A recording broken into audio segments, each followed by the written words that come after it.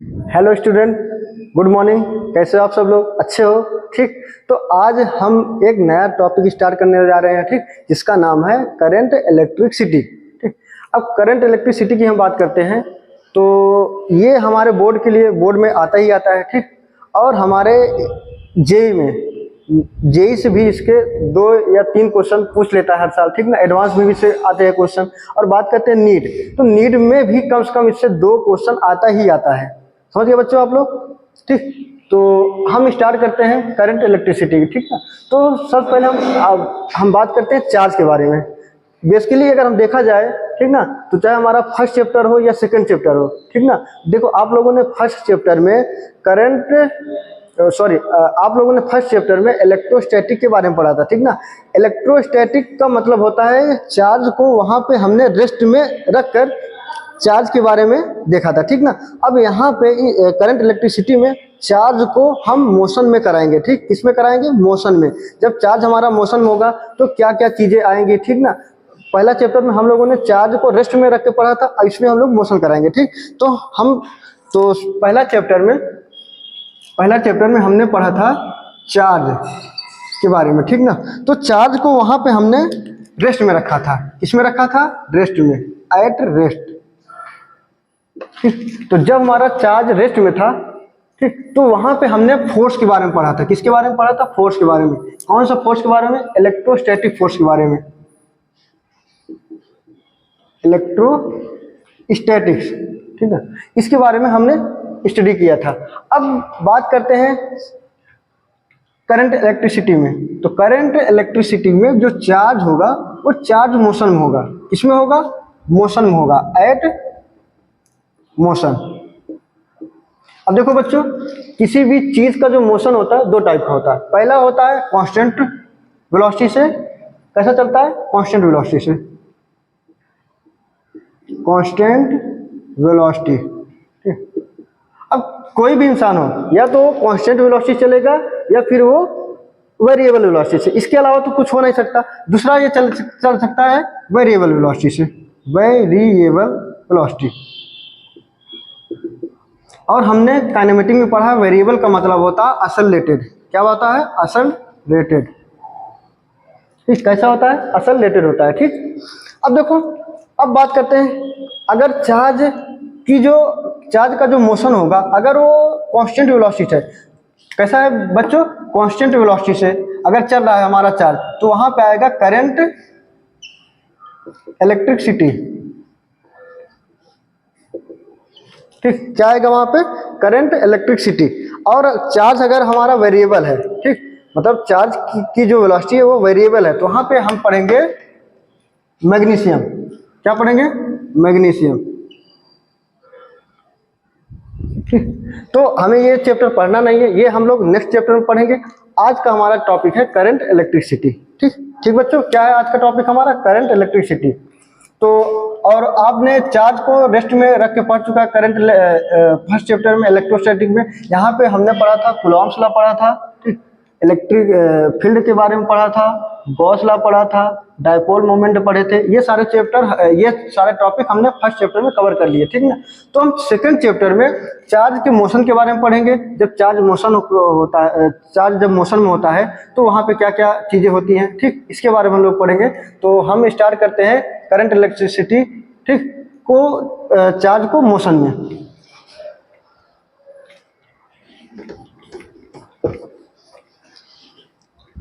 तो सबसे पहले हम बात करते हैं करंट। करंट का मतलब क्या होता है? ठीक, तो देखो बच्चों, करंट का मतलब होता है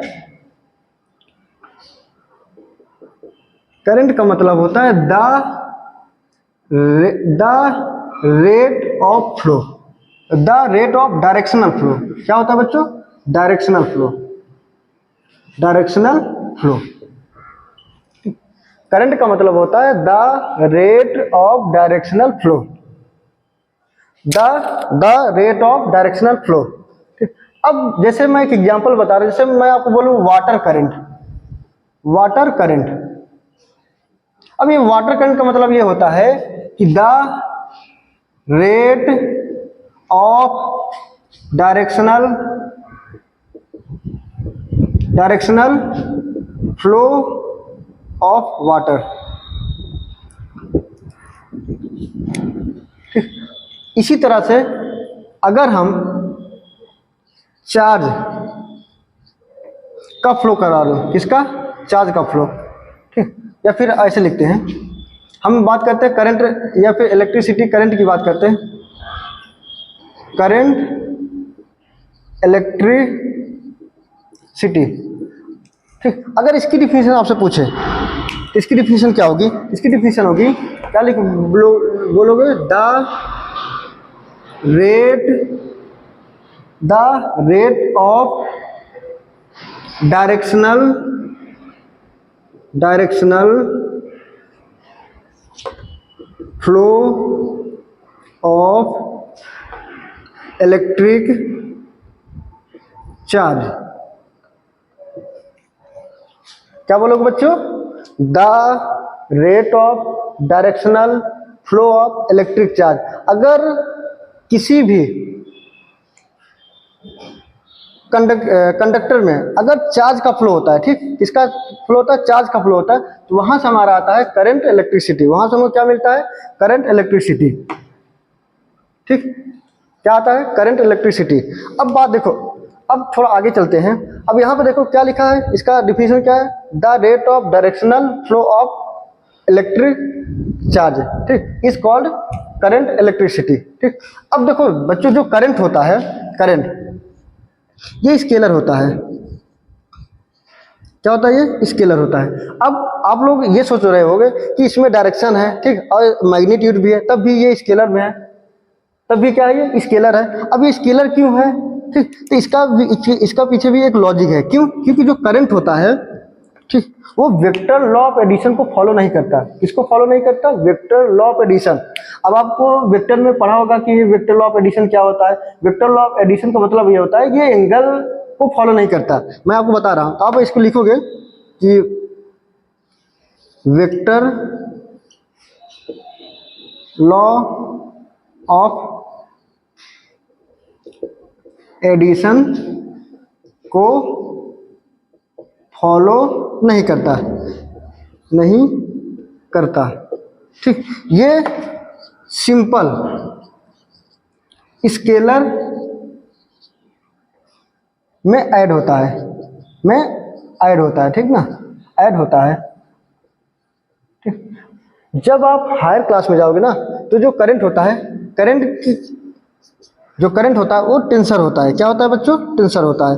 बट ये हमारे सिलेबस में है नहीं, ठीक ना, इसलिए हम लोग इसको क्या मानते हैं बच्चों, स्केलर मानते हैं। क्या मानते हैं, स्केलर मानते हैं, ठीक ना, क्या मानते हैं, स्केलर मानते हैं। ठीक, तो जो हमारा करंट होता है, करंट क्या होता है बच्चों, स्केलर होता है, ठीक ना, क्या होता है, स्केलर फिजिकल क्वांटिटी होता है। ठीक, और किस लिए स्केलर में रखा गया, क्योंकि ये वेक्टर लॉ ऑफ एडिशन को फॉलो नहीं करता। ठीक ना, कैसे फॉलो नहीं करता वो मैं आपको बता रहा हूं, ठीक ना। देखो,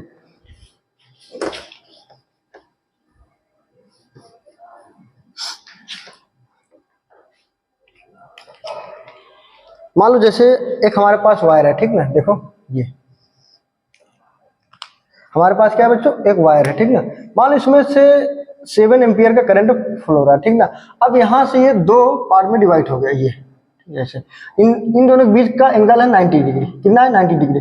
इधर से जो करंट जा रहा है मान लो 4 एम्पियर का जा रहा है, और इधर से जो करंट जा रहा है 3 एम्पियर का जा रहा है, ठीक ना। तो हम लोगों ने जंक्शन रूल पढ़े हैं, ठीक ना। जंक्शन रूल का मतलब है जितना करंट आएगा उतना करंट पास होगा, ठीक ना। अब अगर इसी को मैं ऐसे बना दूं, ऐसे, ठीक, ये ऐसे सेम करंट पास हो रहा है, कितना, सेम करंट पास हो रहा है। इनके बीच का जो एंगल 60 में कर देता हूँ। क्या कर दे रहा हूँ, 60। इधर जा रहा है हमारा 4 एम्पियर और इधर जा रहा है हमारा 3 एम्पियर। ठीक, तो अभी देखो, तो इसके मैग्नीट्यूड पे कोई फर्क नहीं पड़ेगा, ठीक ना, कोई फर्क नहीं पड़ेगा।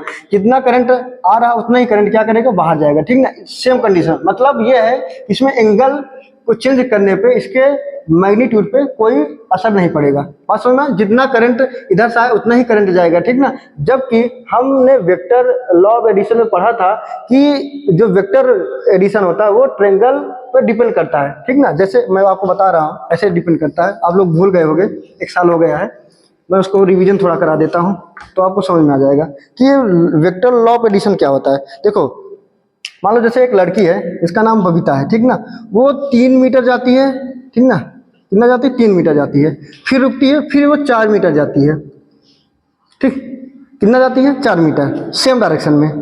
तो अगर मैं बोलूँ कि बताओ इसका नेट डिस्प्लेसमेंट कितना हो, तो क्या बोलोगे कि 3 मीटर प्लस 4 मीटर, ठीक, ये कितना हो गया 7 मीटर हो गया, ठीक ना।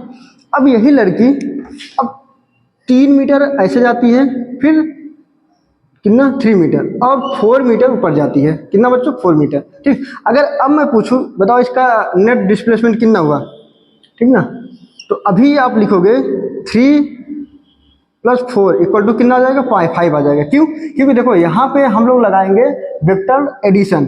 तो वेक्टर एडिशन कैसे करते हैं, देखो ये 90 डिग्री है, ठीक ना, तो ये 3 और 4 अगर इन दोनों का स्क्वायर करेंगे क्या आएगा 5 मीटर, ठीक ना। ये अब देखो सेकंड क्या होता है, देखो तो यहाँ पे क्या हो गया एंगल कितना हो गया 90 डिग्री हो गया, ठीक ना। देखो यहाँ पे एंगल कितना है थीटा इक्वल टू 0 है, यहाँ पे थीटा इक्वल टू 90 है, ठीक ना। और मान लो जैसे एक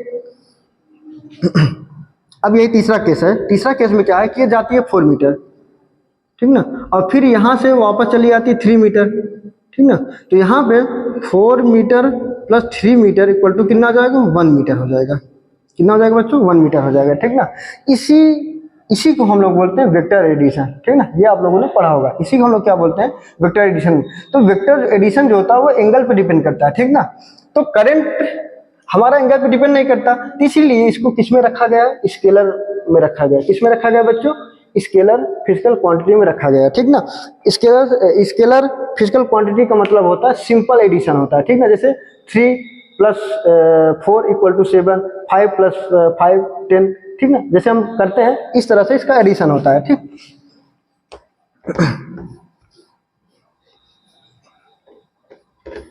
अब थोड़ा और आगे चलते हैं, ठीक, तो थोड़ा करंट के बारे में पढ़ते हैं।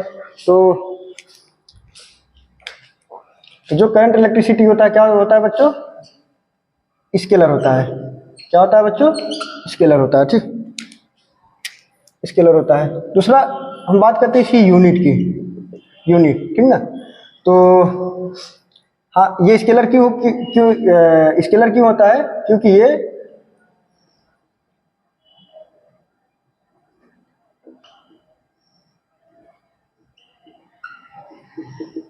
वेक्टर लॉ ऑफ एडिशन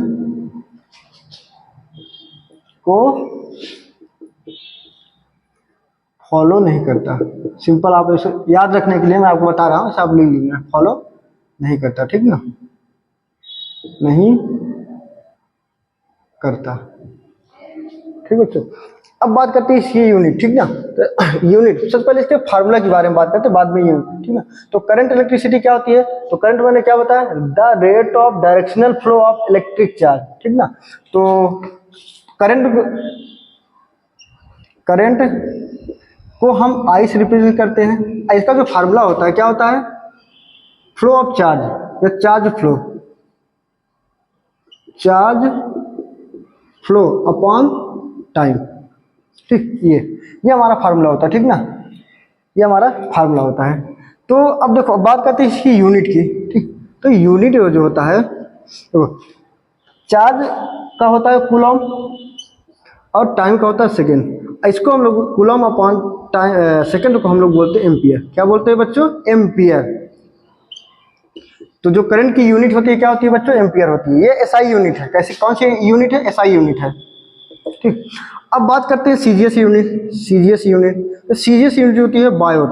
क्या होती है बच्चों, बायोट, ठीक। ये छोटी छोटी चीजें हैं, इसको आप लोग याद रखोगे, ठीक। और जो करंट होता है, हेलो बच्चों, जो करंट होता है, करंट, ठीक, करंट हमारा फंडामेंटल फिजिकल क्वांटिटी है, ठीक ना। कैसा, फंडामेंटल फिजिकल क्वांटिटी है, ठीक। इसका डायमेंशन आप लिखोगे MLT, इसके पावर क्या हो जाएंगे 0 हो जाएगी और यहाँ A की पावर 1 हो जाएगी, ठीक। इसको इस तरह से हम लोग लिखते हैं इसका डायमेंशन। तो ये सारी छोटी छोटी चीजें हैं, इसको हम लोग क्या करेंगे, याद रखेंगे, ठीक है। तो बताओ इतनी सारी चीजें क्लियर है आपको, कोई डाउट हो तो आप लोग पूछ सकते हो आराम से, ठीक है। तो अभी लोगों ने क्या पढ़ा, करंट इलेक्ट्रिसिटी के बारे में थोड़ा करंट, इसको एक बार रिविजन कर लेते हैं, ठीक ना। क्या होता है देखो, तो सबसे पहले मैंने आपको बताया था चार्ज के बारे में, ठीक ना। देखो बच्चों, जो हमारा चैप्टर है इसमें जो चार्ज होता है मोशन में होता है, और कैसा मोशन होता है, एक कांस्टेंट मोशन होता है, ठीक ना। जब चार्ज अगर कांस्टेंट मोशन करता है तो वहां पे हमें मिलता है करंट। क्या मिलता है बच्चों, करंट मिलता है, ठीक ना। तो करंट की डिफिनेशन क्या हो जाएगी, the rate of flow of the rate of directional flow of electric charge. किसका, इलेक्ट्रिक चार्ज, वो क्या होता है, करंट होता है, ठीक ना। और जो करंट हमारा होता है वो हमारा होता है स्केलर फॉर्म होता है। क्या होता है, वो स्केलर फिजिकल क्वांटिटी होती है। क्यों स्केलर फिजिकल क्वांटिटी होती है, क्योंकि ये वेक्टर लॉ ऑफ एडिशन को फॉलो नहीं करता है, ठीक। अगर हम इसकी फार्मूला की बात करें तो करंट को हम लोग आई से डिनोट करते हैं, ठीक। और ये हो जाता है चार्ज फ्लो अपॉन टाइम, ठीक ना। मतलब ये है कि मान जैसे कोई हमारे पास कंडक्टर है, क्या है बच्चों, कंडक्टर, ठीक ना, कंडक्टर। अब कंडक्टर कुछ एरिया होगा, ठीक ना, ये हम एक एरिया लेते हैं, ठीक ना, इसका। अब इसमें से कितना चार्ज फ्लो हो रहा है, ठीक, किसी टी टाइम में, वो हमें क्या बताएगा, करंट बताएगा। क्या बताएगा, करंट बताएगा, ठीक। तो करंट का जो फार्मूला होता है क्या होता है, चार्ज फ्लो अपॉन टाइम। इस यूनिट करते हैं, यूनिट हो जाएगा, देखो चार्ज की कूलम और टाइम होता है सेकंड, तो कूलम अपॉन सेकंड वो हम बन जाता है एम्पियर। लोग यूनिट होता है, जो हमारा एम्पियर होता है SI यूनिट होता है, कैसा है, SI यूनिट होता है, ठीक। और बात करते हैं सीजीएस यूनिट की, तो ये होता है बायोट, बायोट, इसको आप याद करें।